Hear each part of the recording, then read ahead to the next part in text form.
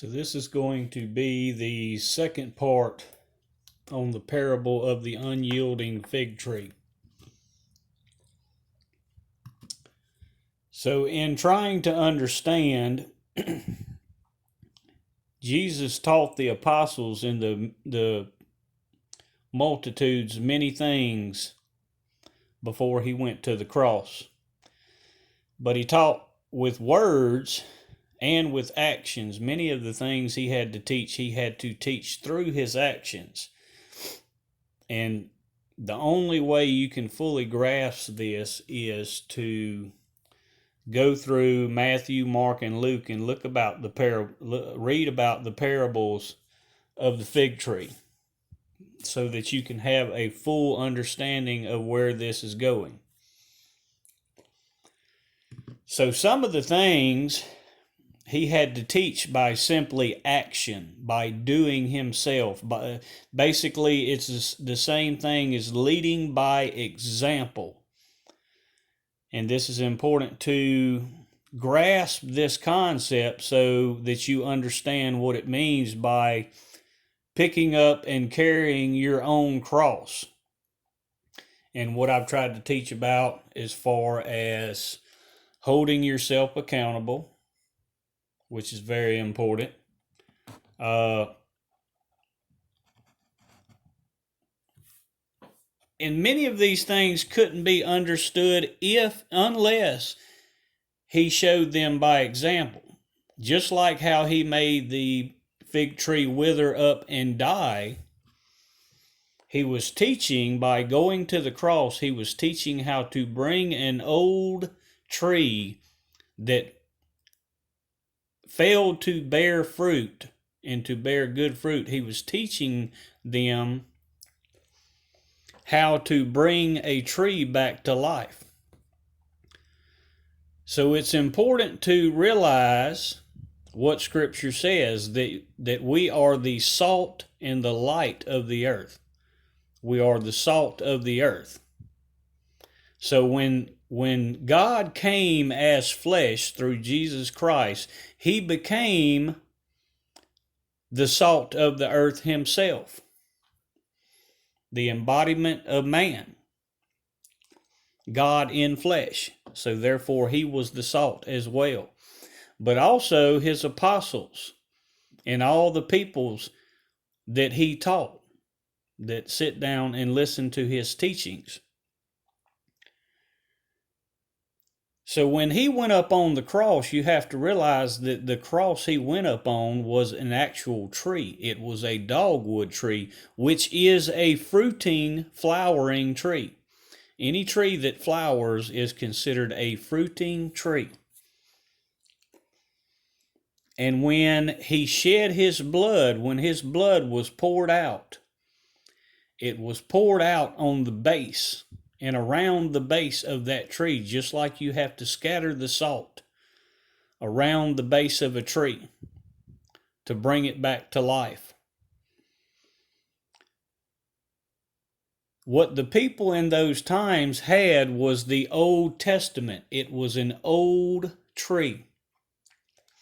So when he scattered his salts all about the base of that Old Testament, that old tree, he brought it back to life through his sacrifice.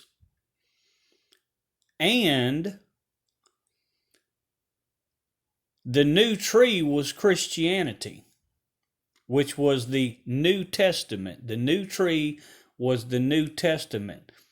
That not only did it make the old tree come back to life, it made it more than double in size as far as the fruit that it bore after that point.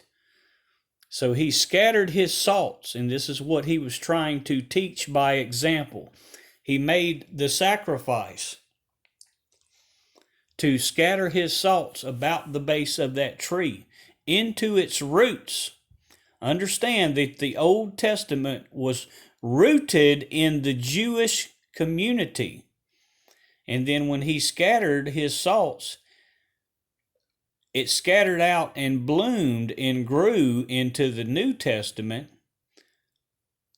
and went out into the world, scattered out into the world to the Gentiles, to all the Gentiles. It encompassed the globe, the testament of Jesus Christ.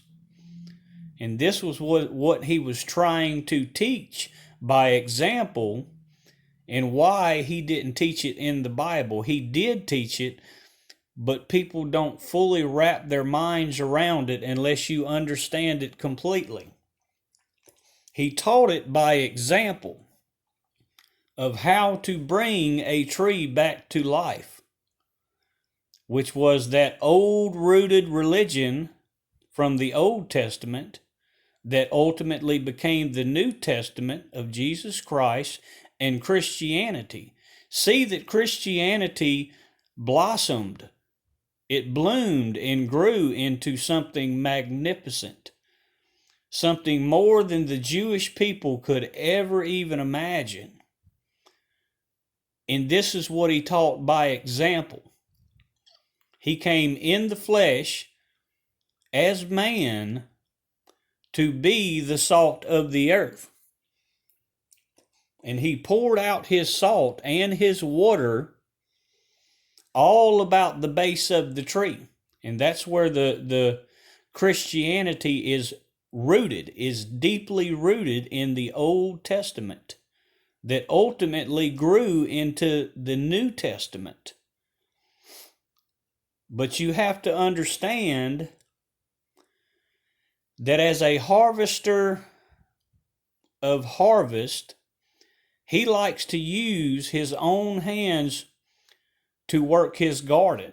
And sometimes that's just what a harvester, a good harvester, does, so that it can provide and yield. The unyielding tree can not only yield more fruit, but yield better fruits. So he gave up himself. He made his own sacrifice as an example to bring that tree back to life, and not just bring it back to life, but so that it could yield more fruit, so that when it comes time to harvest, it will be a harvest like no other, like never imaginable. And this is part of that sacrifice, to understand just how deep his love, his compassion, mercy, and grace is, that he would sacrifice himself so that the tree not only started yielding fruit again, but yielded much, much more fruit. He wants to have a good harvest.